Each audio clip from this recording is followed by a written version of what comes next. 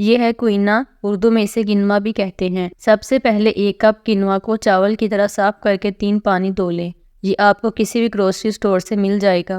اب apu.pk سے بھی آن لائن آرڈر کر سکتے ہیں۔ ایک برتن میں آئل یا گھی گرم ہونے پر اس میں لہسن، ثابت زیرہ اور ہری مرچ شامل کر کے 1 منٹ درمیانی آنچ پر فرائی کریں۔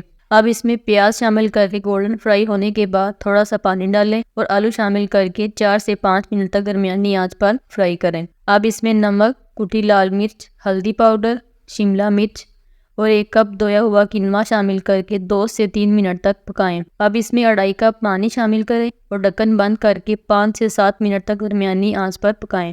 اب ڈھکن اتار کر نمک چیک کر لیں اور تقریباً 90% پانی خشک ہونے دیں۔ اب ڈھکن بند کر کے 8 سے 10 منٹ ہلکی آنچ پر دم پر رکھیں۔